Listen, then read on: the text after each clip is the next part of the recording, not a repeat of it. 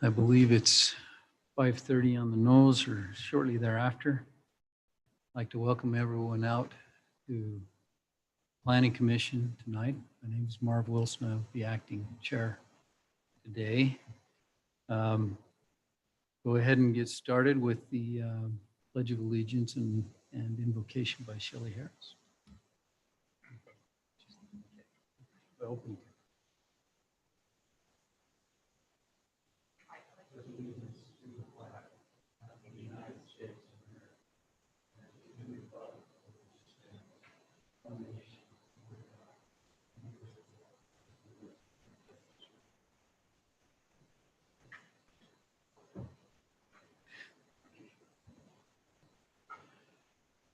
Our dear kind Heavenly Father, as we begin this meeting today, we're thankful for the opportunity to serve. We're thankful for our community. We ask Thee, Father, for our minds and hearts to be open to the discussions and the matters before us. Bless us to keep the needs of our community at our forefront. We thank Thee, Father, for this great land, and we pray for our leaders at this time, both local and nationally.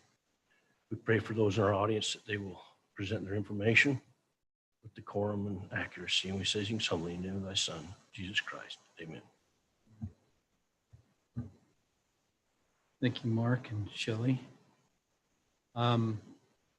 Next on the agenda is general communication. This is for anybody in the audience that has something to communicate with the Planning Commission that is not on the agenda. And typically we have that exact same response every week, so every month. So we'll go ahead and, oh yeah, next month we'll have somebody. Let's go on to the working agenda. We have a couple of public hearings. Are you going to take this, or is that? Go ahead. Back and forth. So item A, public hearing is public hearing to receive public input on a proposed zone change request from planned development residential to single family residential mixed lot size. That's called the R110/RA zone. That's on 44.1 acres located between Rachel Drive and Bella Soul subdivision on the west and the extension of Red Mountain Drive on the east.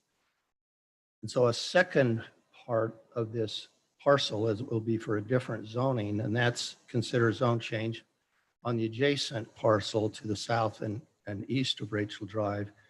And that is to amend the current plan development zone with a new project plan on 7.3 acres to allow townhomes. The project plan consists of the site plan and the proposed building elevation drawing. So probably maybe take two motions on this since we have two kind of distinct zoning requests on this. So again, the entire parcel is zoned PD residential. I think that goes back to about 2007 when Shan Gubler had the Knowles Pasture project brought forward, and the city approved the Knowles Pasture, which included this property and a lot of other property around it. And then about 18 months ago, we had a project come in called Solus, which some of you remember was for single-family homes and townhomes and I believe apartments on a portion of it. That was approved, but the applicant decided not to pursue that project, so it kind of went dormant, and then a new buyer has come forward for that property. That property was originally proposed by Coal West Development. Their representative was Drake Howell, and for whatever reason, they have decided not to pursue that project. So now Sean Sullivan is the new owner applicant on this property. The project engineer is Alan Hall, is engineer with Rosenberg Associates. Again, there's two pieces of property. The large one is proposed for the R110 RA, that's 43.2 acres. And the smaller piece, 7 acres, will be for the PD zone. So maybe the first part I'll describe the plan development. Since that's a little more complicated, there's more to it. You might say more things involved with that project. So we'll take, first of all, the amended PD zone, and that means it's a new project plan, a new site plan, et cetera. So on the new, and maybe Christelle, if we could pull up the site plan, that probably be helpful. There's 56 townhomes proposed on 8.16 acres.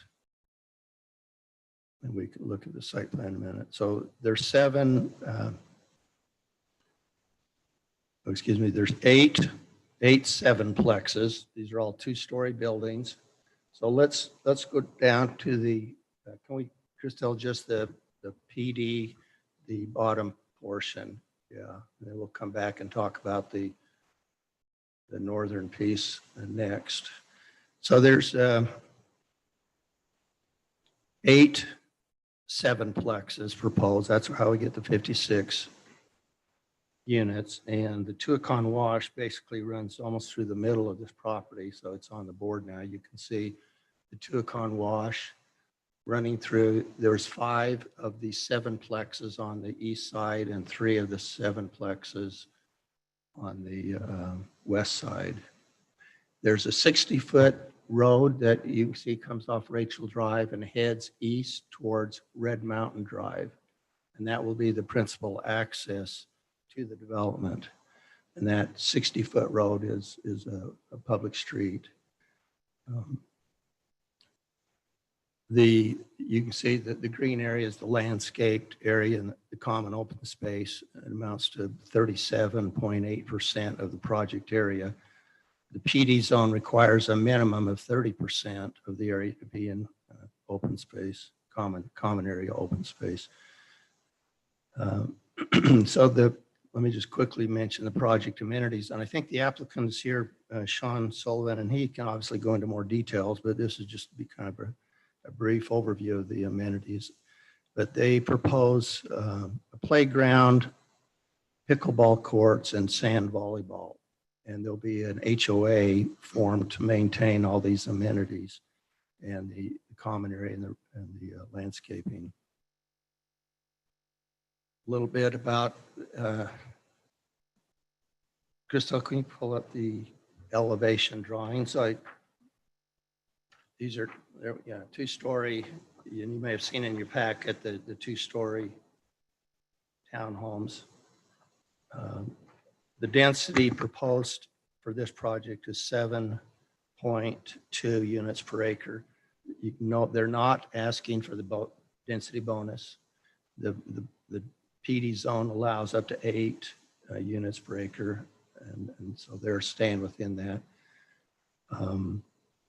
The applicant's summary, and I'll just kind of states that these units have 3 bedrooms, 2.5 baths, 1,684 square feet of total living area, and an attached 2-car garage. Exterior includes a tile roof, stucco finish, window shutters, and pop-out features. And all we can do is refer back to the elevation drawings. A little bit about traffic. This townhome area, again, it'll be served by the 60-foot wide public east-west road, which connects Rachel Drive onto what would be the extension of Red Mountain Drive.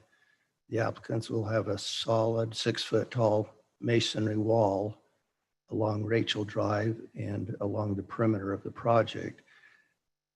The street plan shows street trees are proposed along Rachel Drive and the east-west 60-foot public street within a 10-foot wide landscape strip, which is located on the street side of the privacy wall. Just, I'll mention that for the single-family development that's to the north, their access will primarily come off North Town Road, which connects there to Rachel. But anyway, just quickly back to traffic, the trip generation estimate, 56 townhomes are estimated to generate 328 total trips per day. And that's based on a trip rate of 5.86 trips per unit per day. And as you probably remember, that going out and coming back is counted as 2 trips. And so those numbers come out of that, the Institute for Traffic Engineers, or trip generation manual. Red Mountain Drive and Rachel Drive are intended to be the primary collector streets for this project and should be capable of accommodating the proposed traffic. Staff has requested a traffic impact study be provided by the applicant to determine the need for turning lanes on Rachel Drive and also a traffic signal at the intersection of this new 60-foot wide road that intersects with Rachel Drive. So we'll expect that traffic study to come probably along with the preliminary plat, so we'll know the recommendations on turning lanes, etc. Open space and Tuacahn Wash. The Tuacahn Wash tributaries were consolidated some years ago into one main channel. I don't know if you remember the discussion we had on the Solus project 18 months ago. There was a lot of discussion about the Tuacahn Wash, and Jared Bates at that time had given an explanation and a map explaining how the wash had been consolidated into the one main channel, I think about 10 years ago. So the applicant proposes to preserve and enhance the Tuacahn Wash 100-year floodplain by constructing a trail on the west side of the wash. FEMA's 100-year floodplain boundary is an objective standard for preserving river and wash areas, and the applicant plans to keep the 100-year floodplain area as a permanent open space. No development is proposed within the 100-year floodplain or the floodway of the Tuacahn Wash. So I think that's my overview of the PDR of the townhome area. And maybe should we just kind of focus on that? And maybe the applicant can give us some more detail or background on that townhome development. And then perhaps I don't know if you want to take a vote on that and then move on to the single family zone request. Yeah, that's a good question. It's all under one item, but I think it'd be easier to understand to separate it. Well, it's one parcel, or actually one ownership. The applicant owns it. And so they're 2 distinct zones. They're going from planned development residential on the entire 52 acres, and 44 would be R110. So there's actually 2 zoning applications, and the lower one is PDR. Yeah. So the 43 acres and the 8 acres are additive, or one's included in the? No, they're additive. There's 44 is on the R1. It's actually 40, right? 43.2 is in the piece to the north that is they're requesting the R110 RA zone. Okay. And the 7 acres. So combined, that's 51.4 acres for the entire parcel.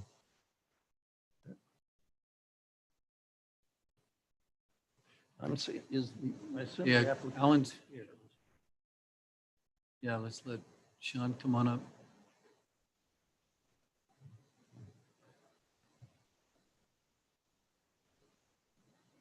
Hi, Sean Sullivan. Yeah, I'd be more than happy to answer any questions you guys have regarding our project. I think you did a pretty good job on the summary.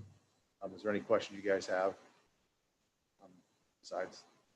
My biggest question, Sean, was the floodplain preservation and that type of thing, and you've taken care of that path and sloping and that. See that? Yes, and the riprap's actually already been done, correct, all the way through the wash. We verified that. So the riprap's already been done all the way through the wash from top to bottom on our parcel. Quick overview, I guess, to accent on top of what he said. The townhomes we have here are to buffer from the townhomes going in between us and Harmon's. So we kind of wanted to feather it into our, I guess, our lower density housing there. So we wanted to keep kind of a minimum, and that main 60-foot collector was a good kind of a break point to keep our multifamily there and then transition into our single family unit. We do want to keep this where our home prices, we want to maintain affordable but a really nice neighborhood to go along with Bellasol and the surrounding areas. So we do want to have these towns be very nice, upper end townhomes where they have, good amenities. They all have 2-car garages that you can park 2 cars in. They all have driveways that you can park 2 cars in. And we also have quite a bit of parking throughout the site. Then that's one kind of bad rap townhomes get is the parking, when there's not enough places for visitors and even residents to park. So we feel like we've done the best we could to resolve any issues with that. And again, given the owners there some good amenities to enjoy. Because we do anticipate with the school, across the street and everything around there that we will get some good young families in there. Any questions on the townhomes? Are you putting in the pathway down the drainage area, or is that something that the city's? Yes, so that's something we plan to do is put the path in along the west side of the wash. And that's one thing that will kind of connect through our neighborhood as well. So if people kind of connectivity between the 2 product types. So that does continue up on the side of the wash. It does, yep. And that's also the access. Yeah, that's also our access down into the wash, for maintenance and if there's anything needs to be done down there. Any other questions for the owner? Let's go ahead and open the public hearing. Did you have, Corey, did you have something? We have 12 submitted comments. I'll let Selena start out with the first one, and then I'll finish the other 11. And then at some point, you'll need to call for 1 minute, and then if Christelle gets any, she'll go ahead and read those into the minutes. Okay. All right. Very good. Go ahead, Selena. So I'll read this one that Okay. came in. The name is Jackie Lobig, 2738 North Kenzie's Way. And this comment says, city's general plan designated the space between Bellasol and the Teocon Wash as open space. The map does not indicate there is spacing between new development and Bellasol. The use of Northtown Road as one of their entry roads is a major issue to us. Our home sits on Northtown Road. We are opposed to opening Northtown Road to the new development. Don't want to see all the construction traffic come through our area as well as the new residents racing through after area is completed. We have enough traffic coming through the vacation homes across Rachel now. Christelle, can you bring up their overall map real quick? That lady asked a question it came into my mind too. It looks to me like the Northtown Road is going to be a very minor. Would you guys like me to respond to that real quick on Yes. stars? So one thing that the benefit we hoped for our neighbors is the approved plan actually had that Northtown Road going all the way through. Right. Where we've actually got rid of that. So it's not a through street. So Yeah. we hope the neighbors would appreciate that, not having the traffic route that way. Thank you. Oh, go ahead. And then one more that just came in. The name is Paige 2774 North Monte Vista Drive. I would like to see the area between Bellasol and the Wash left as open space like it is currently zoned. I have no problem with the proposed Solis development and understand that homes need to be built. But to change that zone hurts wildlife that we are running out of here so quickly and gives us a buffer from the project. I am a real estate agent and understand that we need more homes built to keep up with the high demand and low inventory, and applaud that we are moving in that direction. Just don't want to lower everyone else's quality of living in the process. Thank you for your consideration. Paige Robinson. You got to respond to that as well? No, let's, Okay. yeah, let's go all the way through them and then keep notes. Okay, this one is from Joan Gould, 3699 West Kenzie Way. Public comment at the meeting that took place several months ago, at which the Sola subdivision was approved. The 2 rows of homes adjacent to Belisol were limited 20 feet in height, single-story homes. Those of us who purchased lots to the east edge of Belisol paid a premium on the basis that information from the city and the master plan the city had created. Please keep this height limit that has already been committed to in place. In the back of my home and the 3 homes adjacent to me on the north side, there is a valley. I strongly feel the builders should use the natural terrain in which to build instead of filling this area in and then build a 20-foot high home. Please think about the property value, the quality of life, and the commitments made to Belisol residents prior to making any recommendations. I have chosen not to attend this meeting in person as I have most of Belisol residents because of the risk of becoming ill. To have this meeting under these circumstances does not give us much of a chance to have serious input. Please consider our situation as well as those of the developer, Christine Gould. Next public comment is from Bruce Belmont, 3579 North Kingsey Way. I know that in the past, the development of this area had been controversial. Prior considerations, as I recall, have included vacation rentals and denser developments. I also believe that Northtown Road was to be bridged over the wash and that traffic on the street was a concern to Belisol residents. Owners with views out across the area were upset about losing their view. I mention these things because I feel like it gives contents to the new development. As I understand the plat, Northtown Road ends at the wash. Therefore, the only added traffic to Northtown Road would be the phase 1 homes. To me, this is a very strong element in favor of the proposal. I know that the backyard views of Belisol owners are affected, but I don't know this is a particular, but I don't know that that is practical to preserve those views forever. Indeed, my lot 710 in Belisol will have a view impacted by the development as well. To me, the important question is not whether or not I can have my view forever, but what is to be done with the land.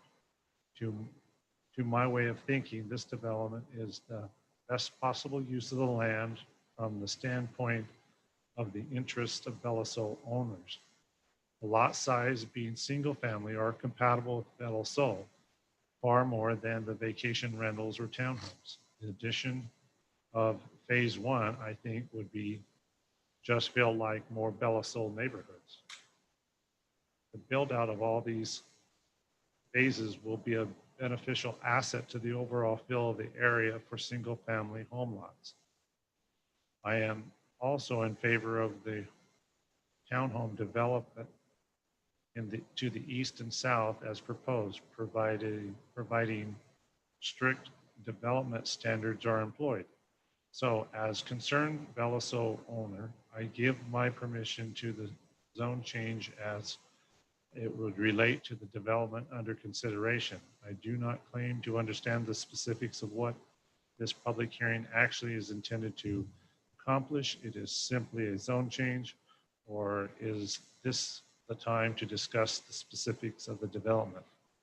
Regrettably, Not being at the meeting precludes the opportunity for the public to ask questions and come to a better understanding of the matter. Having admitted that, I don't know that what tasks are before you on the matter at this time. I will proceed to mention some points that are in vital interest to me and I believe to all Belisol owners now or when it is appropriate. I want the approval of Solus at Santa Clara to be conditioned on the following: the size and architecture of the homes to be similar to the Belisol development. The homes be limited to single story, preferably 28 feet in height, as in the case in Belisol. The development have strict and detailed CC&Rs, including an architectural control committee. This is the kind of development that Planning Commission and City Council ought to be considering for this area. It represents a fair and good balance of affordable housing and single-family development. It preserves property values and creates a neighborhood in harmony with the existing homes. I look forward to being an active participant in all approval processes with the desire that proposed subdivisions can come to pass under the careful scrutiny of the Planning Commission and City Council and the owners of Belisol. Thank you. This public comment is from Linda M. Price, address 2733 Northtown Road. My husband Calvin and I will not be able to attend the public hearing in person due to COVID precautions, but we would like to voice our voices to be heard. Our opinion regarding this development has not changed since it came before the Planning Commission before. We hope that you will hold the developer to keeping the 20-foot requirement for the 2 rows of houses adjacent to Belisol, since there will be other entrances to the development, that Northtown Road would not be a main artery into and out of the development. We are concerned about the traffic it would create along with the potential for increase in crime that would be associated with Northtown Road becoming a major egress for such a large development. The street is designed for residential use, not as a major entrance into a large development. We also would request that there be a substantial buffer green space adjacent to Belisol between us and the future development. We hope that you, as our representatives, will hear us and represent us. Sincerely, Calvin and Linda Price. This public comment is from Diana Christopherson, address 2780 Belisol Drive. Santa Clara Planning Commission, I would like to attend the Planning Commission meeting today, but because of COVID restrictions, feel that this would be better. We moved to Santa Clara 1 year ago, having lived in Washington County for more than 30 years. We have just loved the ambience of the city and the surrounding natural beauty of the Red Mountains, clear skies, and wonderful views from our home here in Belisol. When we purchased our home, we were told that the lots to the east side of Belisol were a little more expensive because of the unrestricted views to the east. We knew, however, like so many areas in Washington County, no land stays the way nature had intended it to. We are very concerned about the potential development of the 44 acres behind us and would encourage the Planning Commission to consider restricting the building of single-family homes to 1 story and the limited use of street lighting to maintain a beautiful, clear night skies for all of us to continue to enjoy. The land to the east is abundant with wildlife, which we enjoy watching on a daily basis. We have seen hawks, eagles, coyotes, and on a regular basis. We are wondering about the natural drainage from Padre Canyon, which flows through this property, and even in times of drought, has seen storms turn this drainage into something quite dangerous. How will this be addressed? And when the rains do come, as you know, they can really cause concern. Please consider these issues and let preserve some of the Mother Nature's best creations for all of us to enjoy. Sincerely, Diana Christopherson. This public comment is from Mick Moss, 2764 Monte Vista Drive, Santa Clara. The area directly east of Bella Sol community, which extends to what is termed the Wash, is currently designated in the Santa Clara General Plan as open space. Allowing the open space designation to be altered is directly against the Santa Clara General Plan. It is my understanding that the developer would like the Planning Commission, to remove the open space designation to allow them to build high density, low cost housing in this project area, since the lots proposed are very small, 7,000 square feet. The Bella Sol subdivision homes have a 20-foot height restriction, and the phase 1 homes of the Solis development located immediately east of Bella Sol should have the same requirements. Further, I recommend should the city approve this phase 1, then it should amend the project to construct homes on only one side of the street and increase the lot size. This public comment is from Wendy Dickey, 2732 Northtown Road.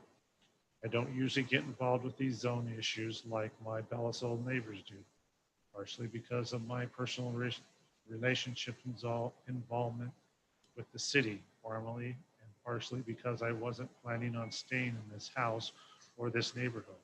But I have found myself in a situation where I likely won't be moving for a while.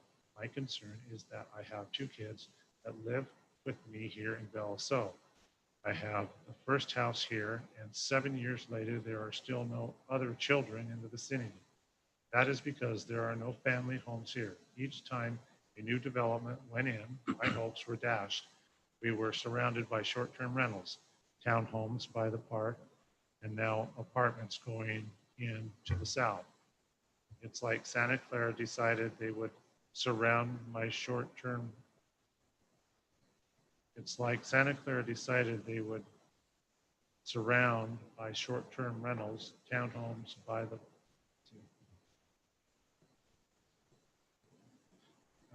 it's like Santa Clara decided they would relegate all the unwanted developments, low-income rentals, high density, to this area surrounding Bella Sol. It saddens me to see this beautiful area being treated this way. I fear that I will eventually make this area the slum of Santa Clara, and Bella Sol is right in the middle of it. We have enough high density up here.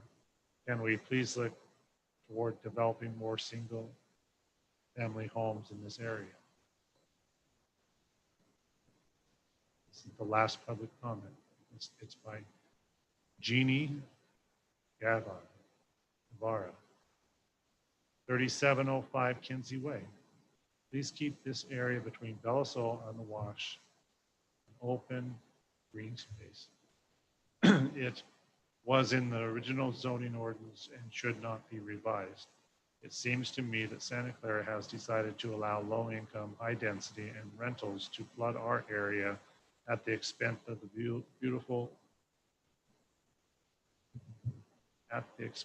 this beautiful and the residents area and the residents. This is one of the most beautiful places and should remain this way. So that's the end of the written comments. Okay, thank you. Anybody in the chamber here like to speak in the public hearing? Please come and state your name and your address. My name is Paul Riding, and I live on 2704 Bella Sol Drive. And we heard from a couple of my neighbors. And at the risk of being redundant, most everything has been said. But we're practical folks, and we know that, we weren't the first ones here either. And everybody seems to think that they want to regulate everybody that comes after. And so we understand that. But we also were here when that you accepted the proposals of Co-West and the arrogance that surrounded that situation. We know that there has to be something in that area, and we know that there's going to be. I'm Bruce's neighbor, I'm Christine's neighbor, and I'm the neighbor of all of these folks that just spoke. And I'm the only one that's had COVID among all of them, so I decided to come. Lucky you. Yeah. Wouldn't recommend it, right? It's liberating a little bit, isn't it? Yeah. But and we also realize, and I'm embarrassed sometimes when I hear somebody promised this and we bought these lots at a premium. We did, and it's true, but no one cares. So we understand that. No one cares about that. It's embarrassing. And we definitely were told, hey, that is open space, but we didn't know what open space was. Open space isn't really open space. You guys decide that to change it, and unfortunately, you know, it's our problem to deal with. We would like, knowing that we can't stop it, we would like to request, and my being redundant, the height restriction of the folks right behind me, right behind us. There is a reduction in height as I look out into the desert, and I hear the coyotes, and I see the jackrabbits, and I see we're all there, and we've all seen that, and we all would like to keep it. But there is a reduction in height going down to the of land, and I'm about 10 to 15 feet above that. And it would really be nice to have those homes restricted to 20 feet.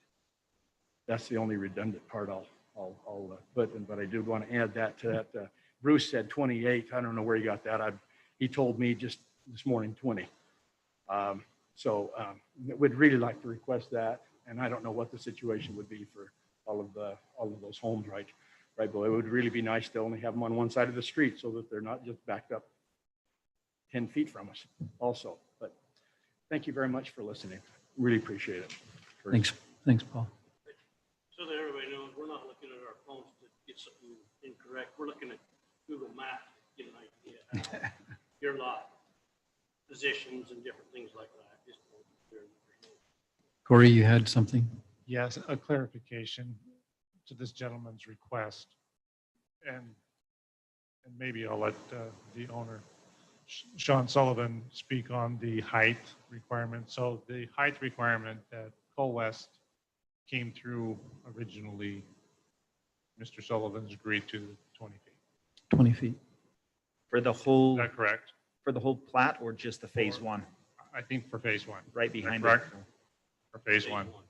And then just for clarification, the open space zone is the wash area. The general plan didn't ever intend this area that's platted for single family dwellings to be open space, platted land. North Town Rome is not a through street anymore, like was said in the comments. It just goes through the one road. Okay, thank you. Anybody else want to speak in this public hearing?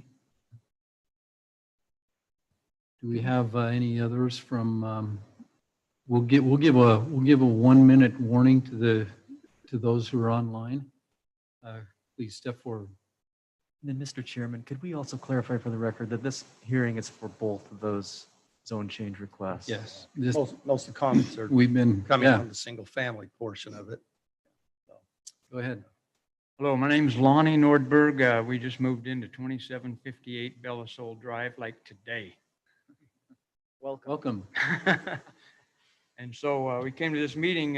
We're kind of unaware of a lot of things that are going on here, but I just would like to make a request that I noticed one of the neighbors put in that they would make the open space right directly adjacent to the Bellasol subdivision, and then make the lots on the other side of the street, the east side of the street, larger. And that would be our request for the record. Okay. Thank you. Thank you. Any further public comment? Do we have anything online? Nothing online. Okay. Oh. With that, we'll, Right, well, I don't know if we need to spend too much time.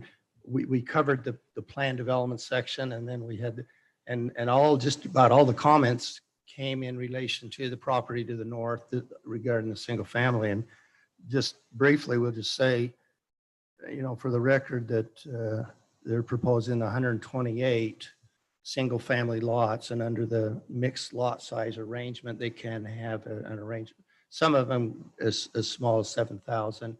They say over 40% of theirs are in excess of 10,000 square foot lots.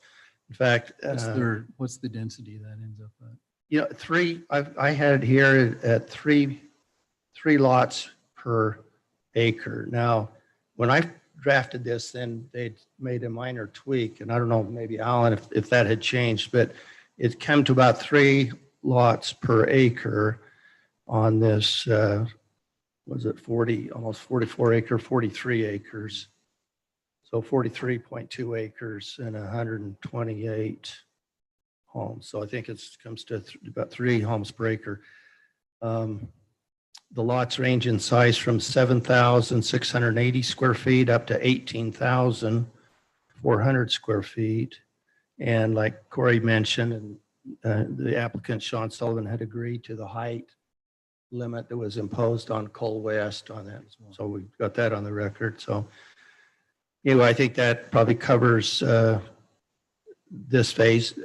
Maybe I didn't mention, but there are no vacation rentals in any of this development, whether it's the townhomes or the single family. Vacation rentals are not part of the application. And what else? Okay, so that's all I have. Hey, Bob, could we clarify for the record which lots we're talking about that the restriction would apply to? Is that 1 through 12 on 1B? Yeah, One through 21. he's probably. got phase one. Phase one would be that area that's bordering Bella Sol, The yellow Yeah, up on the screen. lots 1 through 21. Okay, 1 through 21. Yeah. Yeah, that's good clarification. Mr. Sullivan, we had some pretty good renditions on the townhomes and the part to the south. There was nothing on the lots. Are you going to be selling those to individual builders, or do you have a potential scheme or architectural requirement that you have in mind for that? We do, yeah. So we intend to build out those units, and we can provide you guys our plans, but they're very cohesive with what's around us.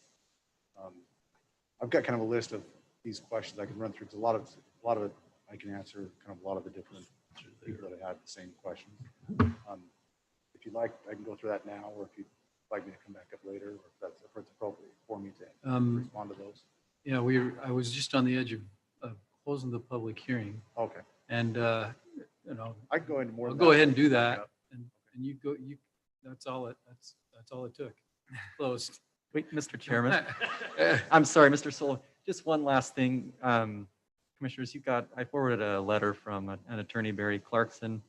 Just wanted to note for the record that that's been forwarded to you and you've had a chance to review it. And essentially, Mr. Clarkson is asking for the same restriction that many of the citizens have requested. Which has been stipulated already by the owner.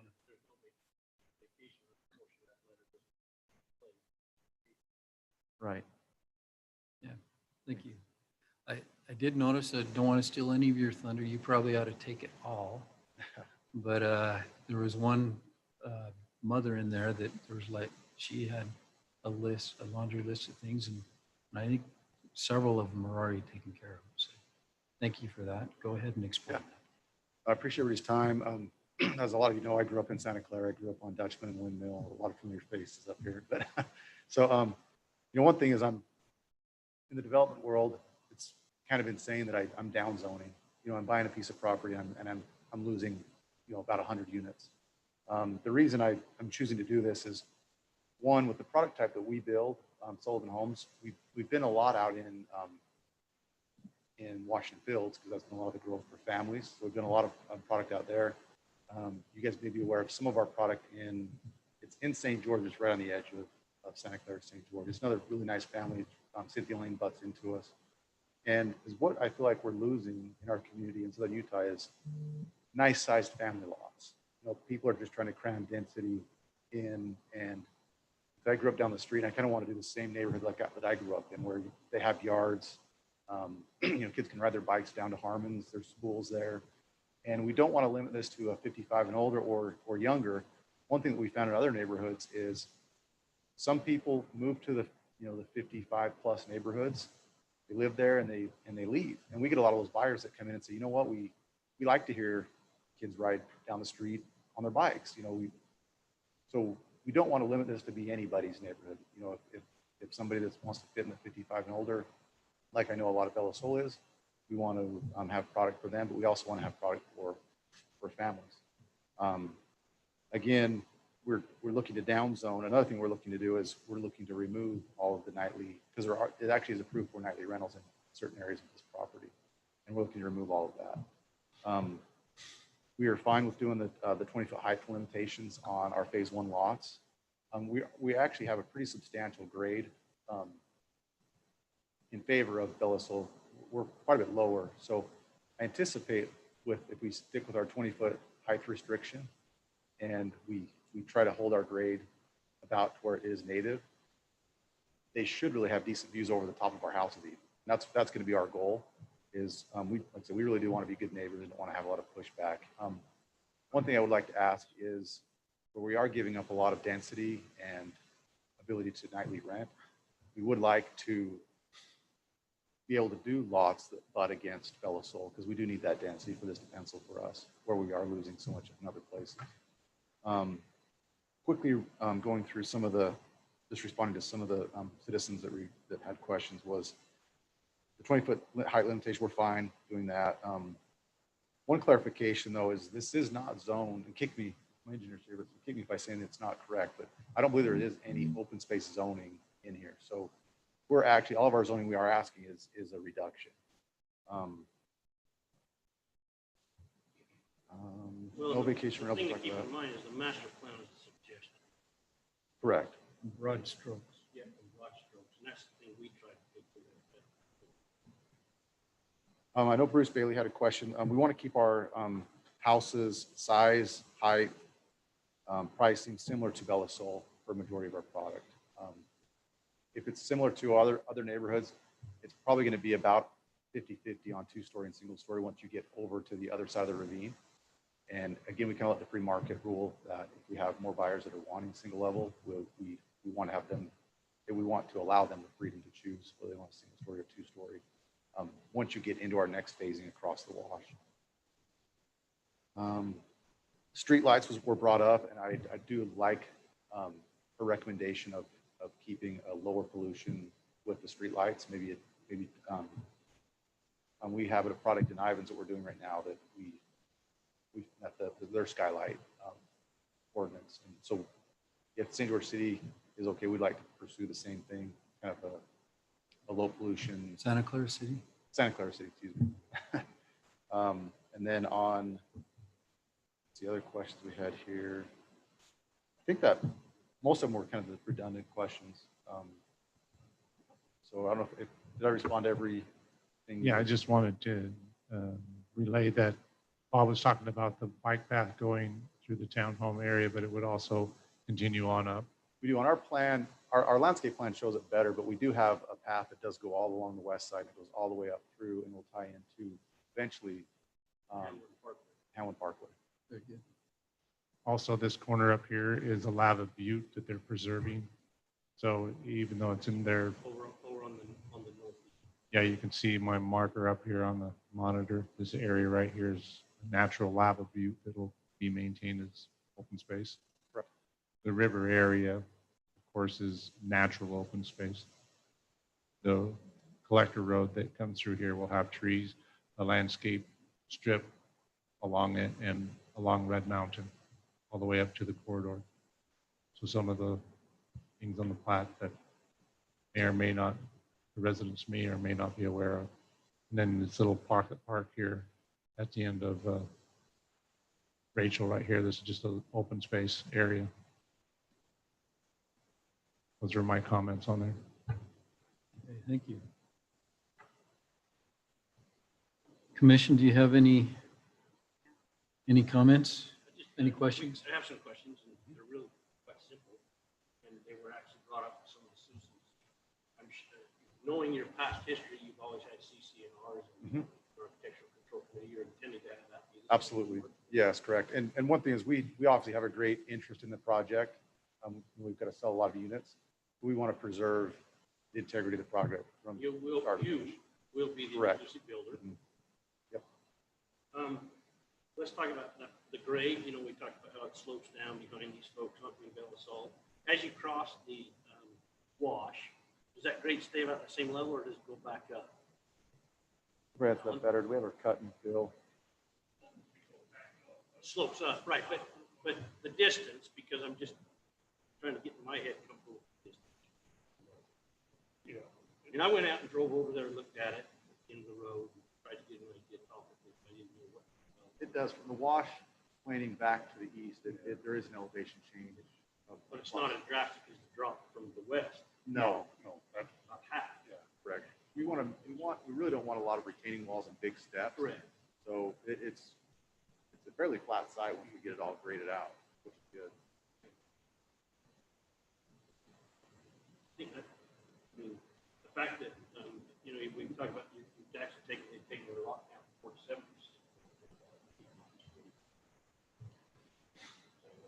We as a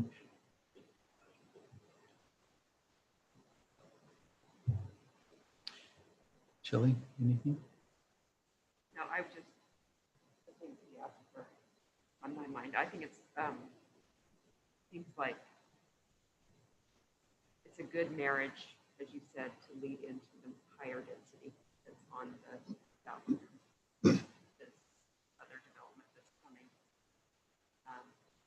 Seems like you've addressed the height concerns. Ryan, any? I'm done. Okay. Ryan, you have any questions? So something that was brought up with Sean and some of the homeowners was doing a double-sided lots, you know, right behind Belisol, which again, most cities don't like to do double-faced lots where there's a road on your backyard and a road on your front yard. So the way they've done it, I think, is in conjunction with what the cities like to see. If I'm not mistaken, if that's what one of the people were asking for. In the Belisol project, is there a lot of those double-facing lots? We don't have a picture of Belisol community, do we? I don't think there is. Google Maps, and was looking at it, and there aren't any. There aren't any, yeah. Are you referring to back-to-back lots? Yeah, no, No, well, the road, right, so right directly behind Belisol, like in the yellow portion at the bottom of that. I think if you homeowners were asking that the road be right behind those lots, so there wasn't a house backing up to their lots. Yeah. Which I don't think we generally like to do it that way. Well, throughout, in Belisol, you have lots that are back-to-back. yeah. But Like that and stuff. You have lots that back to Rachel, but they have lots directly across the street. But the homes, the back of the homes is on Rachel, not to the other. So what they're asking, what they're suggesting would not be conducive to what we've done in the past. Right. That's all I have. Mark, Good question. any question? I don't have any questions. I liked Mr. Belmont's suggestions that it's really just an extension on Belisol. You know, it looks like it's similar type homes. They're going to be quality homes. What they've done with North Town Road, it's probably limited traffic going through Belisol because it's now not a direct going all the way through the center. So since there's not the bridge right there on North Town Road, it probably actually going to be a development that most of Belisol would want rather than something in the future that they couldn't really, or that may be a giant traffic fog going right through the center. So no, I think a good development. Okay, thank you. All right, thank you.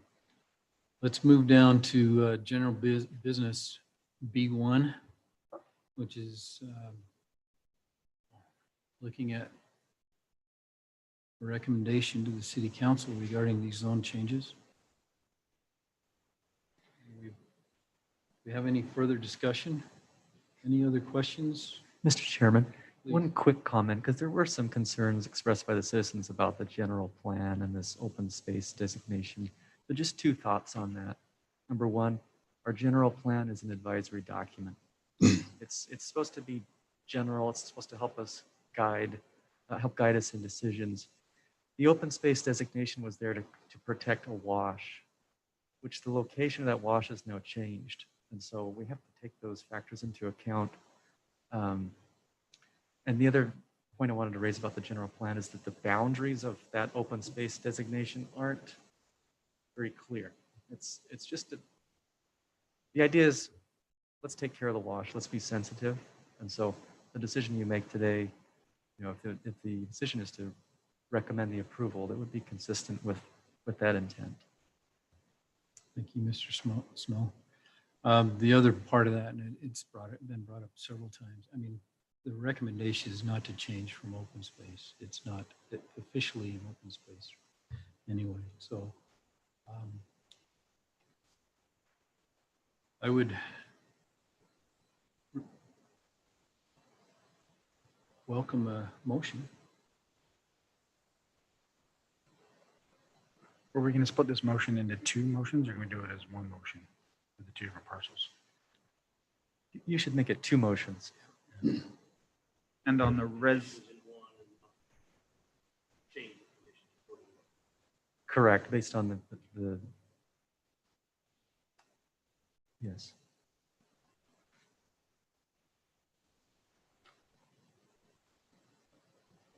So the first half of that is the single family lot. So that is the one with the conditions.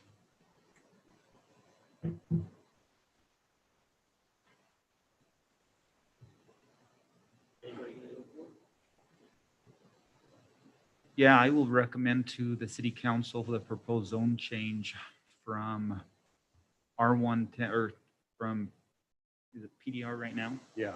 PDR to R110 on the Solis at Santa Clara, which we have discussed the last little bit, with conditions on the first phase that it be limited to a 20-foot roof from the curb, I believe is how they want that done. The height is from the curb. And I believe that's the conditions. Oh, on the 43.22 acres.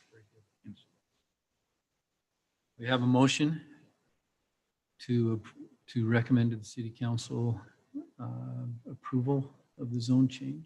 Do we have a second? There's a second part. We're going to do the second part next. Is that what you're asking? I guess in the letter from the attorney that Devin sent us, there just the 20-foot tall description, but was there a separate thing there? It was But he went back. vacation rentals, wasn't it? Or- You're right, though. There was a second part. Okay, we have a motion and a second. Any further discussion? All in favor, say aye. Aye.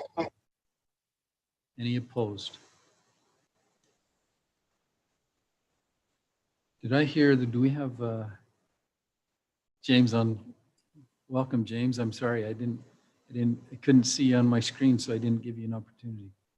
Well, it's okay, Marv. I figured you didn't want to hear what I had to say or something, but We always love hearing. Okay, we'll go on to the second public hearing. But we got to do the second portion. oh. of the- Oh, that's right. Sorry. Thank you. Appreciate that. We're open for another motion on the second portion of this first item. I'm confused on how to word it exactly because, Devin, it says, consider a zone change on the adjacent parcel to the southeast of Rachel Drive to amended plan development residential zone project. Well, that's what it is, because the property today is on plan development residential. And so we amend it by adopting a new project plan, which is the site plan as and presented. the site plan as presented and the elevation drawings as presented. So I make a motion that we approve or recommend an approval to City Council on the zone change of the adjacent parcel to the south and east of Lincoln Drive, plan development residential zone, and project plan as presented today, including the development elevations and drawings and specifications on the 8.16 acres to allow solar storage. Very good. I'll second it. Seconded by Ryan. Any further discussion on this one? Seeing none, or all in favor, say aye. Aye. Any opposed? That passed unanimously. Thank you. All right, the next public hearing. Yeah.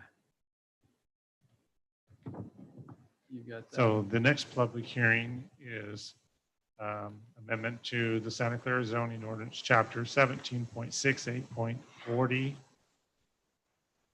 Item G, to allow a gated community under certain conditions.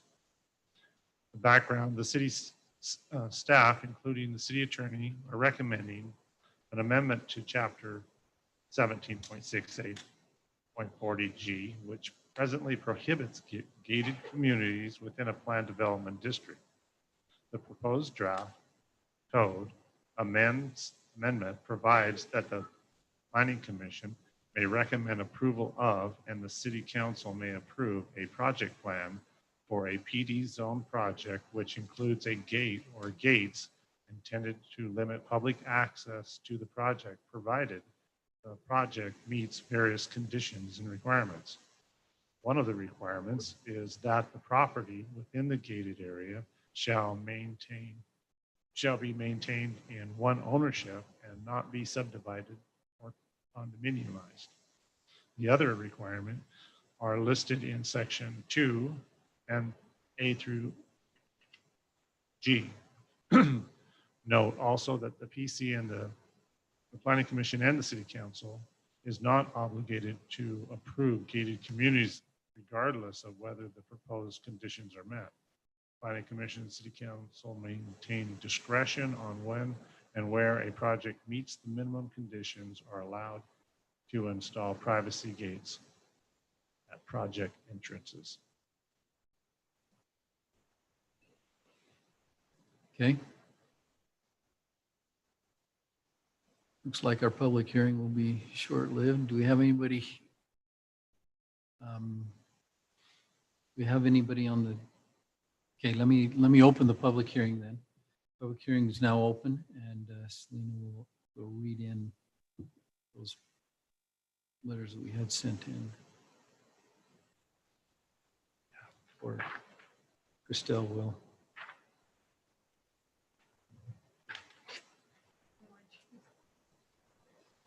Oh, yeah. May I speak? There you go. You are up. Okay, Just great. state your name for the Am record. I the mystery man, the person behind the box or something like that? Thank you, commissioners. Appreciate taking the time to speak with you. My name's Dave Rose. I met with you a month ago on November 12th and spoke about the Regal Living project at Black Desert. You may ask, well, why am I speaking at this time when you're addressing an ordinance amendment? And let me just put all the blame on your good attorney, Matt Entz. He invited me to speak during this hearing in part because the gate issue came up. I don't know if it was exclusively due to our project, but definitely was influenced by our project. And as you may recall, our project is one where we own all the land. We'll be building 200 homes, and we'll be renting those homes out for members of the community. And it's very comparable to an apartment project, but instead of building up, having the dwelling units going up into the air 6 or 7 floors, we're keeping them on the ground as ramblers. And in that situation where we own the land and have the property, and we maintain it, it makes sense to be able to keep the property secure with a gate for many reasons. I had earlier sent out a brief description as to why gates are good. You know, these are the types of things that we have seen as we have worked on projects like this across the country. You know, gates provide more privacy for the residents. They lead to higher rental rates that also have the added benefit of leading to higher tax revenues for a municipality. They also help to reduce crime, eliminate graffiti, and improve parking because people that live in that type of a rental gated community want to be able to park within the gates. They aren't going to be parking outside on the arterial roads. It also helps to eliminate homeless problems, vagrancy, and then increases property values. And again, with the benefit of increasing tax revenues. Of course, the main reason for allowing gates in any property like this with a single user is just in honor of our constitutional rights to own property and control our property. And in those situations, such as the one in our case, it just makes good sense to be able to gate your own property where no one else owns property within the area. I know this ordinance is not done exclusively for us. I know there's other situations that could come up in a commercial setting where it would similarly apply or in other potential residential areas. But I think this ordinance makes good sense. Appreciate the recommendation for approval, and if it's helpful for your discussion, have me add any additional description, at least in this real world example with our project, I'd be happy to do so. Again, thank you for the time. Thank you, Mr. Rose. Do we have any other comments coming across the wire? No, that's it. So Planning Commission has the A through G. If they have any questions on that, I'm happy to expand on A through G of this ordinance. It basically says it'll be a standalone project, private streets, taken care of by the developer. Utility services, I mean, all the typical stuff that we've seen, right? I mean, I've read through it. I don't know that that matters to anybody else, but I didn't see any problems with it. It's actually, I mean, in looking at it, all the utilities and all the roadways then become and are maintained in the ownership and they have to be maintained and kept up by their, I guess, their homeowners association, them, Yeah, because they own the property. That's right, they are the owner, which is a condition of that. So this project be owned by one owner, One person. and they would have to maintain those, yes. And this is the only one of its kind in Santa Clara. Yes. Yeah. The project that Mr. Rose, that we saw last Regal month, Living is the only. the Regal Homes. Yeah, and the city attorney, he drafted it pretty narrowly, so there's probably not going to be maybe any besides the current one because of the fact that, it requires one ownership. That's not very common. So we don't think that prohibition on gates is going to, it's not going to open the gates very wide. No pun This is going to be a pretty narrow situation where very few, maybe Mr. Rose's project might be the only one. Okay, very good. Any other comments or questions? Actually, I have a question. It's interesting because I actually looked up a bunch of stuff on the internet about gated communities and the safety of them. And there's actually a lot of debate about whether or not a gated community provides safety. So I don't know. I'm not a huge fan of gated communities. Maybe, I think that I don't know. I don't know exactly why, I guess, but it feels to me like there's maybe suggesting that outside of that gated community, things aren't as good, or our town's not safe or something like that. I don't know if some of those kinds of things. I guess I don't understand your point. I mean, gated communities, my experience is just the opposite. They're more secure, they're safer. They're not saying that nobody, can come outside. They can be admitted elsewhere. I mean, we have them in Ivans, we have them in St. George, we have them all around us. I guess I know they're there. I'm aware of them. I've seen them in all kinds of places.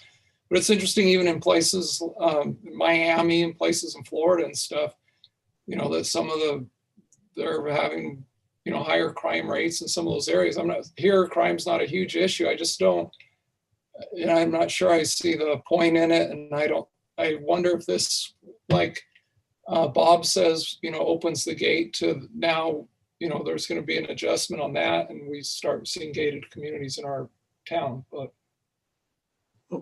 my comment, in case it was confusing, was I think we'll see very few because the ordinance is quite restrictive, and probably this Regal Homes might be the only one.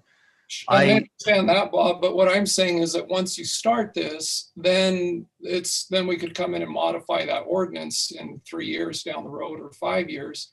And if I'm 50 and I think I'm going to live here another 50 years, I'm not that excited about seeing gated communities. Yeah. Well, and I think most people probably feel the same way in general. That's why Santa Clara probably came up with that ordinance.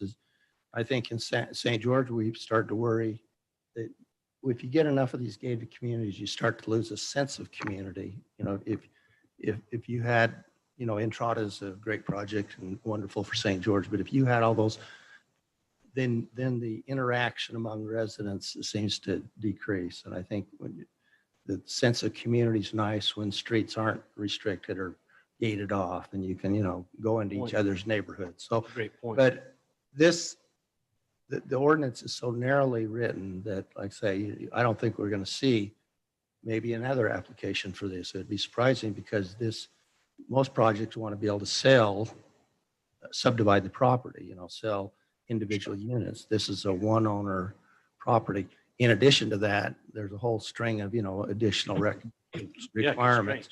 And then in any case, as it says in this draft, is that even if somebody walked in the door and could meet these, that doesn't obligate the planning commission or council to approve it. So you still have a lot of discretion. So what is the approval process for the planning commission, just to take it down to that level? Well, I think in there it says the planning commission would recommend to the council whether the project should have or be entitled to a gated. Now, that means perhaps that Mr. Rose, the Regal Homes came before the planning commission a month ago, and we didn't resolve it because we didn't have this ordinance. And we may have to go back, I don't know, and readdress the issue of gated communities for Regal Homes, perhaps. I don't know. I'm not sure how that would play out. I don't know.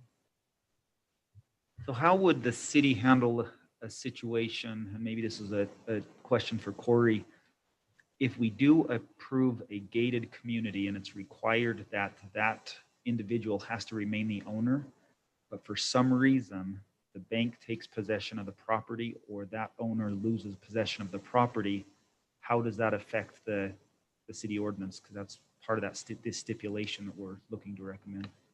My understanding that it goes along with the Transfer with the title. Transfer with the title, according to what Matt Entz told us. So the And new drafted purchaser order. would be required to abide under these.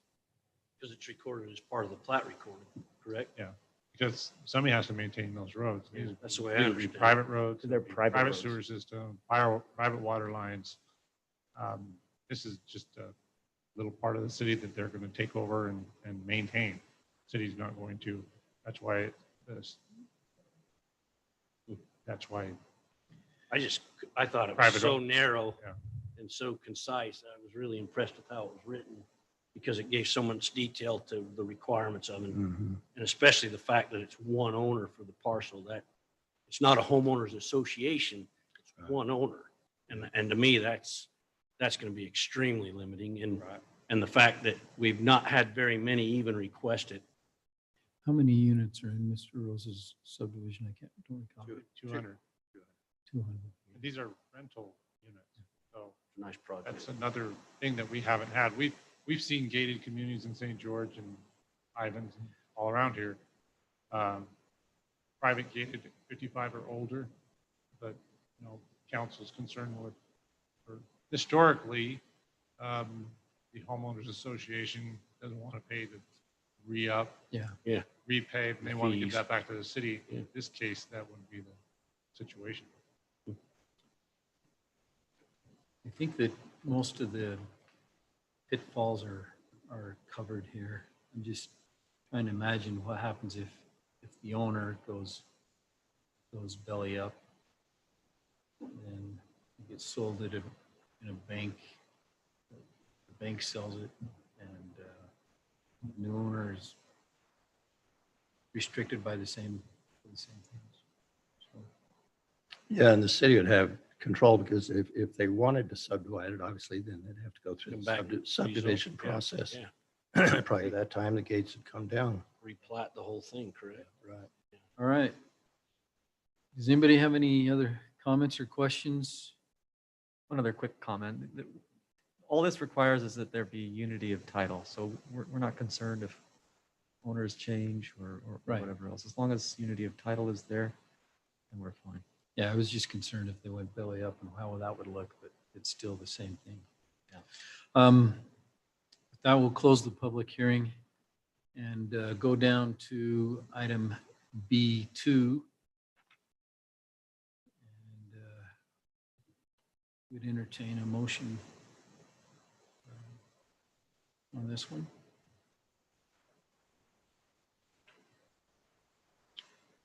I'll try it. Recommend to the city council to propose an amendment to the Santa Clara City Zoning Ordinance, Chapter 17.68.40 G, to allow for gated communities under certain conditions. I'll second it. Don't beat you to it. Shelley's. Okay, we have a motion and a second to recommend this change, this ordinance to the city council. Any other discussion on that? Then we'll go ahead and call for a vote. All in favor, say aye. Aye. Aye. Any opposed? Nay. Paused for you there. Thank you. Nay. You're welcome. Okay, so James voted no and the rest was in favor. Okay, going on to item B3. Yeah. Taking that, Bob? I'll take that one, yeah. So this is a recommendation to the city council for the final plat, Heritage Point Phase 1, located on the south side of Santa Clara Drive, west of Country Lane and east of Lava Flow Drive. Jared Bates, I think, is the representative. He's the engineer with Rosenberg Associates. Austin Anderson is the applicant, the owner. The property, I think you probably all know, was owned by Sitla State Trust Lands, just east of here on fronts on Santa Clara Drive, and then also has Lava Flow Drive as a side street and Country Lane as the other side street on the west. So tonight they're asking for Phase 1, and maybe Christelle, if you could pull that plat up. And I'll just go through this report real quick. So the first phase is for 28 townhomes on 2.67 acres. The entire project, and if you may recall, this is a mixed use. There's some commercial and some and mostly residential. But there was 55 two-story townhome units on the 5.5 acres. The overall density is 10 units per acre. Streets are public, and the plat conforms to that approved preliminary plan. The two-story townhome units were approved for short-term rentals, also known as vacation rentals. The perimeter wall along Lava Flow Drive and Santa Clara Drive was approved as a combination of masonry block for 3 feet and then a wrought iron railing on the upper 3 feet of that wall. So if you remember that. The privacy wall along the south property line is approved as a 6-foot tall masonry wall. So all units have a 20-foot deep driveway and a 2-car garage. Phase 1 plat contains a portion of the amenities. The amenities actually aren't shown on this plat, which is not necessarily uncommon. I suspect they're going to be shown on the improvement drawings that are submitted for the streets and utilities and all the rest. But some of those phase 1 amenities were located in this area. And I don't know if I didn't see Jared here tonight. And Alan left, so I don't know if we have anybody actually here representing this, but I'm here, Bob. oh, who is that, Jared? Okay, or Austin. Okay, great. And so maybe Austin could address the amenities, but some of those again are part of this phase 1 plat area, at least my understanding.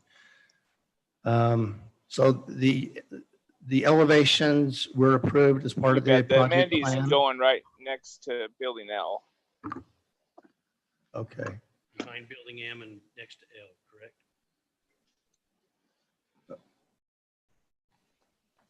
Say that again, Austin. The amenities going next to Building L in that area there that's on the plat. We got a swimming pool and pavilions going in there. Okay. And that will be built actually right off the bat. We're going to start the amenity with the first building. Okay.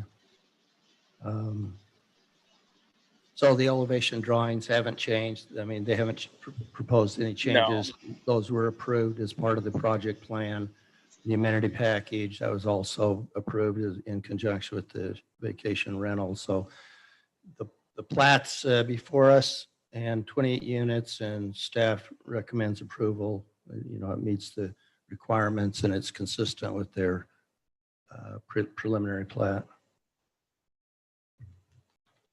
All right, thank you. Austin, do you have anything else to add to that? No, that's correct. Are these going to be sold as individual units, the people, or is this going to be yes controlled by one owner? Individual units was the answer. Okay. Any other questions for Austin? I have one for you, Austin. One of the major concerns we had when this was proposed in the beginning was the parking alongside the exterior of the subdivision for boats and for, you know, we seem to get a lot of that traffic for these vacation rentals. Are we, and I think if I remember that original plat, there was going to be parking on the north side, kind of where the elbow is, the 90-degree. Is that going to be developed as part of this first portion of this phase, or are we gonna, is the parking going to be done at a later point? No, there's. Because it was a gravel lot, wasn't it, there for a little bit? We had talked about a gravel lot. Is that, am I remembering correct yes, on that? that is right. We did talk about that. Yeah, northwest side. Yeah. The northwest side is actually a commercial pad.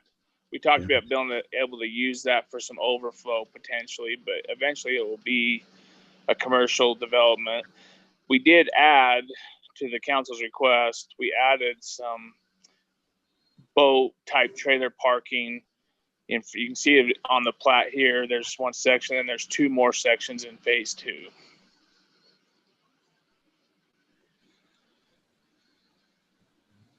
Where is that at on the plat? Sorry, I'm on my phone. As you come in that first entrance that's off of Lava Flow. If Okay, you look yep. to the right, you can see that shaded area. That's the first area for boat parking.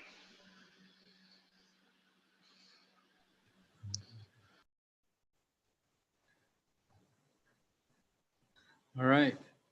This being a final plat request, and they're adhering to the preliminary plat, there's nothing that really changed. It doesn't make this exceptionally hard, I don't think. Anybody have any other questions, or I'm ready for a motion if you guys are. Can I try it? Yes, please do. I make a motion to recommend to City Council to approve the final plat for the Heritage Point Townhomes Phase 1, located on the south side, Santa Clara Drive, west of, is that the right one? West of Country Lane, extending to Lava Flow Drive. Okay, we have a motion from Shelley. Do we have a second? I'll second. Seconded by Mark. Curtis. Curtis, sorry. Same thing. There's so many marks around, I get mixed up. Okay. Any further discussion?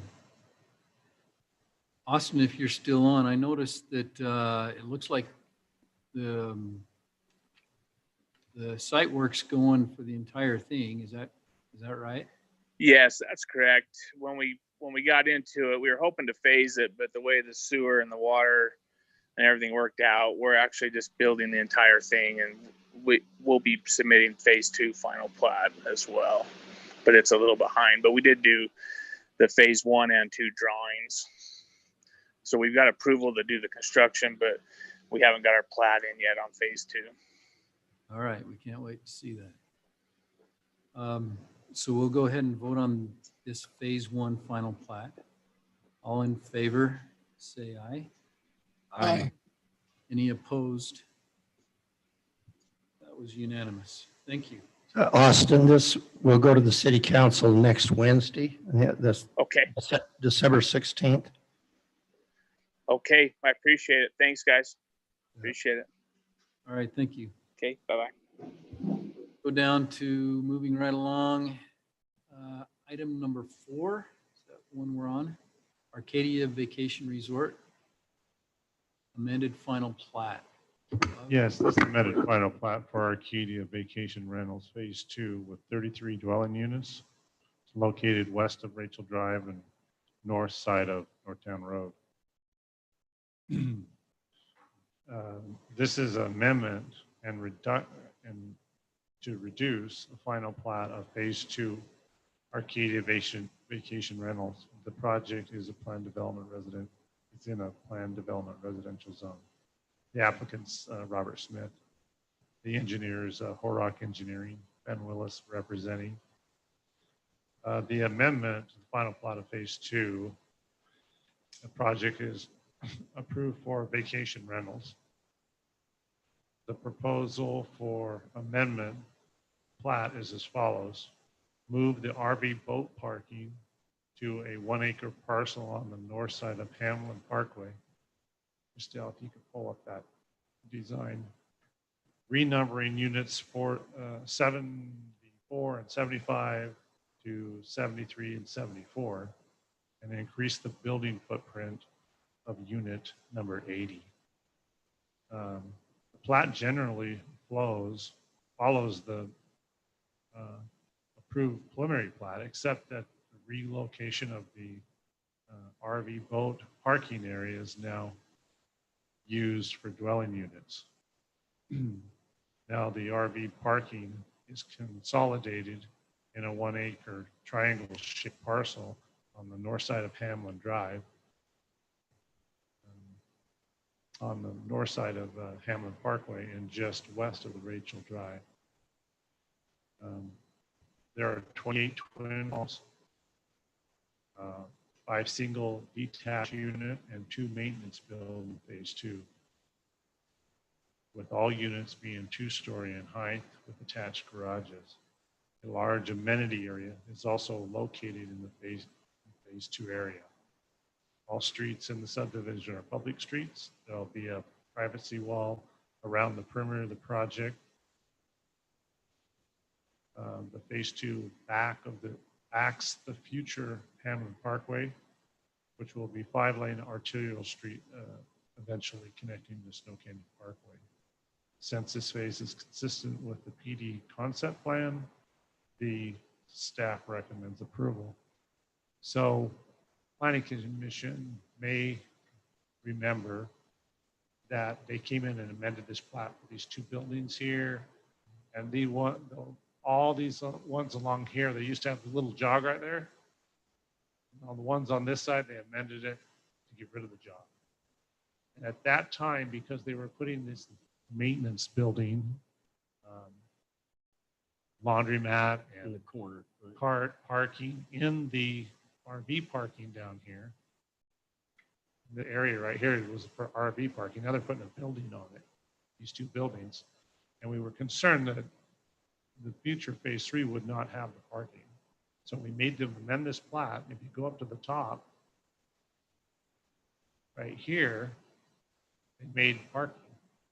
So this is the amended plat. The old plat shows parking area right here. That's what we're amending. This gets rid of it. Bob will talk about why we're getting rid of it, because we're gonna put houses here in phase 3. So does it show, if you go up the top, does it show that parking area up here on Hamlin? I think one of their exhibits did. I'm not sure. I think it's probably, they had an overall kind of site plan that showed that. Oh, it is in the phase. Phase 3 does on Phase item 3. 5, it shows that.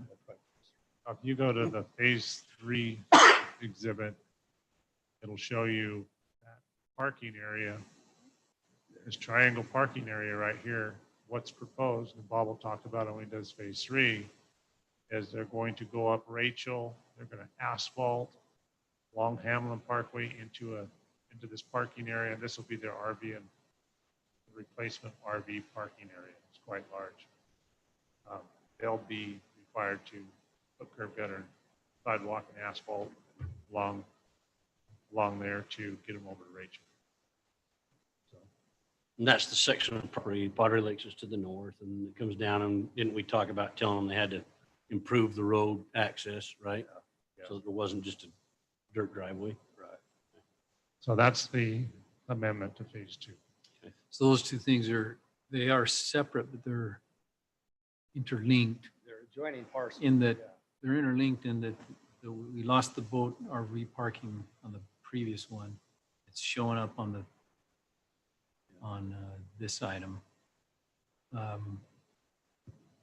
Is there any concern with the fact that once Hamlin Drive goes in, how that parking is going to function at that point in time? They will have, according to what staff reviews with the developer, they will have to, have some kind of turning lane, some off of Hamlin Parkway. It's going to be 5 lanes. You're going to have some kind of like decel access into their parking area. But the developer said they would do that.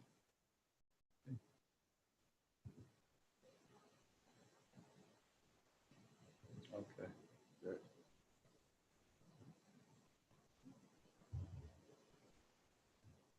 I think this is better. Because I think this is better because the boat parking grew and they gave the access that we've talked about, and they cleaned up the street and the whole thing. I think this will win. Are we bringing somebody up? Christelle? Maybe? Yeah, I think maybe Ben would like to speak.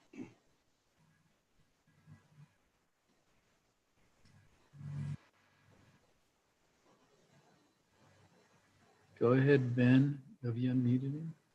Oh, no, sorry. I didn't realize it was hard to hear you guys were getting a little feedback here, but I think Corey covered the bases pretty well. The boat and RV parking to the north actually is going to be a much better situation than the smaller areas that were previously planned. And again, the amendment here is just, if phase 3 were never to get built, we had to show it in the area that you're seeing where it says future development. just in case that phase 3 never happened. And so those units in the middle there were always planned.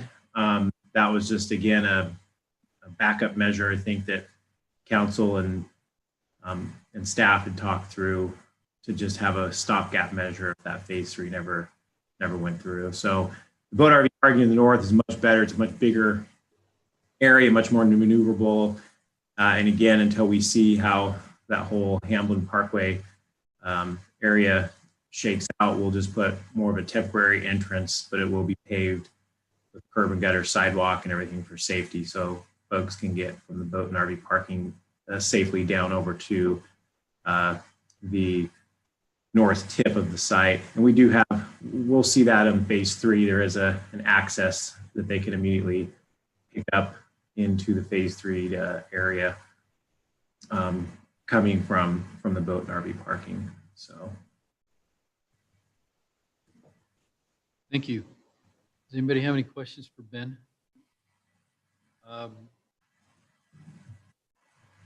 Seeing none and not sensing any, we would welcome a motion on number 4 and then number 5. I'll recommend to the city a motion to the city council to consider approval of an amended final plat for the Arcadia Vacation Resort Phase 2 located on the west side of Rachel Drive and north side of Northtown Drive. All right. Second. We have a second from Shelley. Any further discussion on that? Okay, all in favor say aye. Aye. Aye. Aye. Any opposed? That was unanimous. Now we'll go to number 5. I'll make a motion here. I recommend that we make a recommendation to the city council to consider approval of final plat for Arcadia Vacation Resort Phase 3 located on west side of Rachel Drive and north side of Northtown Drive as presented to us tonight. And can I just amend, and I think Ben confirmed it, but one condition we'd want with that final plat is that they're going Hamlin to Road improvement. improve some Rachel Drive with asphalt to the boat parking. From Rachel Drive. So, Yeah. and to include improvement of Hamlin Drive from Rachel Drive to the boat parking access.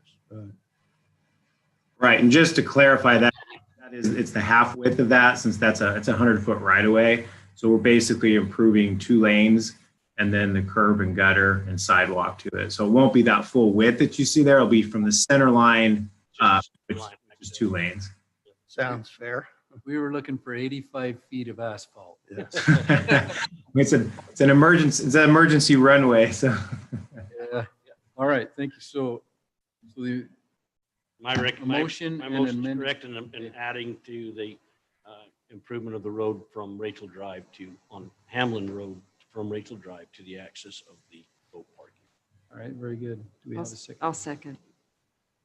We have a motion and a second. Any further discussion? I was a little, as I was thinking about this whole thing, not a big deal, but if 4 would have passed and 5 not, then they'd be in trouble. But all those in favor, say aye. Aye. Aye. Any opposed? Passes unanimously. Thank you, Ben. great, thank you. All right. And Ben, if you're still there, this also goes to city council next Wednesday night. Next Wednesday night. Okay, great. Okay, thanks, Bob. We are down to item number 6. Who's got that one, Bob? Corey, go ahead. So this is a consider approval of amended plat for Villa Bonita Phase 1, generally located east of Country Lane. Sean Escobar is the applicant. This request is, the purpose is to amend a small area of the common area and allow Lot 1 to reposition the building pad to better accommodate a driveway to the home. It appears the existing property owners within Phase 1 have plat have all provided a written consent for the proposed amendment. The amendment is minor in nature and only affects a small portion of common area and minor adjustment of the layout of Lot 1. Staff recommends approval of the amended final plat. So when you look up here on the screen behind you,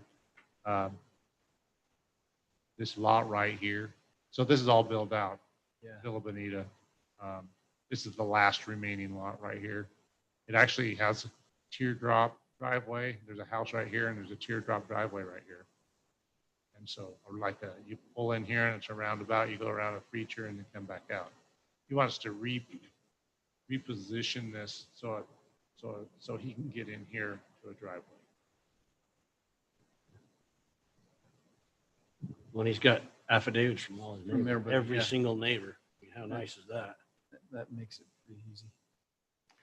Quick clarification for the record too. It looks like from this drawing that it's the limited common area that's been adjusted. Not the straight common area. It's limited common area that was adjusted. Very good. Did you want to speak to this?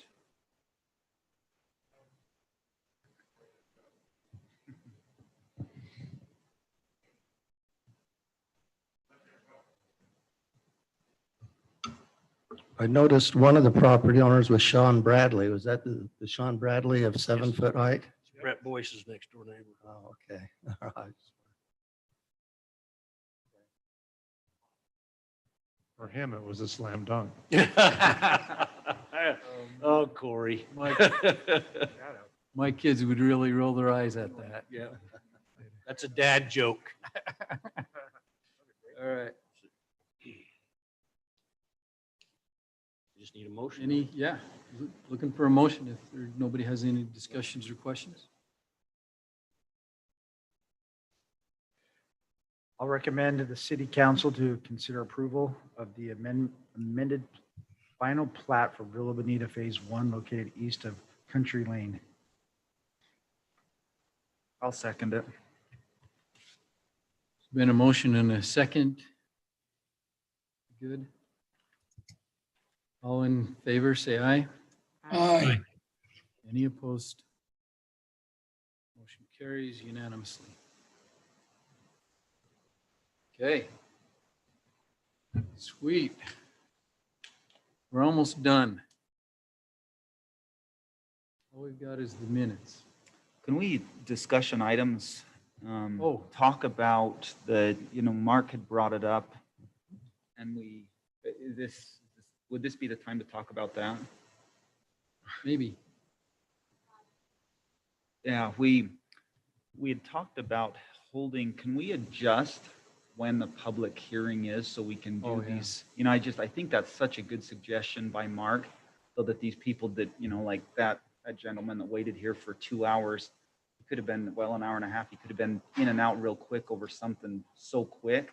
Some of these public hearings are just. And I understand we have to have the public hearings. I understood your response, Corey, but Yeah, at the so same time, is there anything stating that we have to do it in the order we do it? I just think if we put them on the agenda with respect, knowing they're going to be a little bit longer, because we could kind of do that as long as we put it on the agenda early. I believe, and Bob can correct me if I'm wrong, that you have to have a public hearing, you have to state a time. But I don't believe that you could have a public hearing and planning commission start at 5:30 and the public hearing can start at 6. Is that correct? Yeah. Right. Well, I mean, you're stating the time's 5:30. You're not stating that it's going to be right at 5:30. It's just, we start the meeting at 5:30 and we follow the agenda. So if we change our agenda around a little bit. We have to state what the time the public hearing is going to commence so that those residents that want to speak at the public hearing can attend. It's 5:30, but they're going to sit in the audience and wait till we give them their turn on the agenda. But if we're doing agenda items first, that's not the public hearing portion, is what I see Corey's. what you're saying, but Well, I think what Mark's saying is that if you start a meeting at 5:30 and it's a public hearing like tonight, we had 2 public hearings. They can't both start at 5:30, can they? No, the meeting starts at 5:30. And in that meeting, we're going to have 2 public hearings. correct. That's what I'm saying. That's what I'm saying. I agree with Mark. Yeah, and I think what Mark had suggested, what Curtis is pointing out, I think it's a good idea. I think we have to give Corey and Selena some, discretion on how they assemble it. Because, yeah, if they're almost pretty certain to be fairly quick items, then putting them up quickly gets them out of here and they don't have to wait for 2 hours.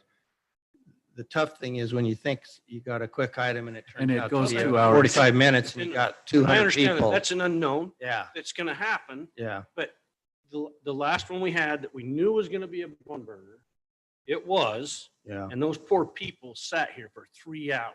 Right. And I know that would not make me as a citizen very happy. So, yeah, I It think- is, So I don't know, I didn't know if there was a part of the code that stated that. I understand the code states you have to start a Yeah. time for the public hearing. But right now, we had 2 public hearing items and we didn't get to the second one for 45 minutes. Let me make a suggestion. You could modify how we order the agenda. One thing that you could do as the chair that's is what I that was. if you're looking at the agenda at the start of the meeting and you see, oh my goodness, this last item is going to be quick, you can take the agenda and the items out of order and get those out of the way and then start. Yeah. I was going to We have say that that latitude. it would have been I was thinking that before Devin said that, is I could have seen that and said, boy, that's a slam. The last 3, slam. Yeah, dunks. Let's go ahead yeah. and move those up. I would Do we have that I was not latitude? sharp enough to I do mean, that. Maybe what we can do is put final plats because they're usually quick. Final plats are, Right. in fact, the council often lists those as a consent item. I mean, they don't, they take a group of items all at once. So if we list final plats as the first items and then jump into probably the public hearings and give them some discretion if it's Right. be a quick They've got to item. know that they've. But like say, the chairman can also say, well, this item's will be quick, let's take it. Do And you as- have any and as- experience with that, changing it and the time starting for the public hearing being later? Is there any disruption as they come in while you're trying to conduct the slam dunk business? I don't think you'd change it. Yeah, I don't Start think the we meeting at change it. 5:30. We don't, yeah, we started it just. We'd have the agenda as stated, but just having it in different order. Those people are waiting the same. They have to be here at 5:30 for the public hearing. We're just waiting 30 minutes or 45 minutes to start it, Yeah, I think the best thing is for the chairman to to just manipulate it. Control that. manipulate it, but in doing so, he probably wants to ask the applicant If they'd have a wanna be problem with moved it. up, because I heard from some developers that if there's a big public hearing, that they sort of like being, Last, you see, last. they don't because want to be. They don't want doing the- all 200 residents upset about a project that hasn't been heard. Theirs comes up. Otherwise, They're it's all flying thinking- under Good the radar. point. I hadn't Yeah. thought about that. It goes both ways. Yeah, Yeah. it goes both No. ways. That's my only suggestion, is maybe you want to ask them if they want to be up or they want to wait. Final plats, we probably could take first because they're usually so quick. Yeah. Final plats. I just, Remind the chair, Mark, that you have final plats if you don't make any adjustments. I just think it's a courtesy thing. Yeah. I know we're going to be here the whole night, but we don't need to make them here. All right. Oh, yeah, so we still have an item Minutes. on there, and that's the minutes. We welcome a motion to accept the minutes. I'll motion to accept the minutes from the previous meeting, November 12th, 2020. I'll second it. And a second. All in favor, say aye. Aye. All right. We stand adjourned. I don't think we need a motion for that. Is that right, Devin? However you want to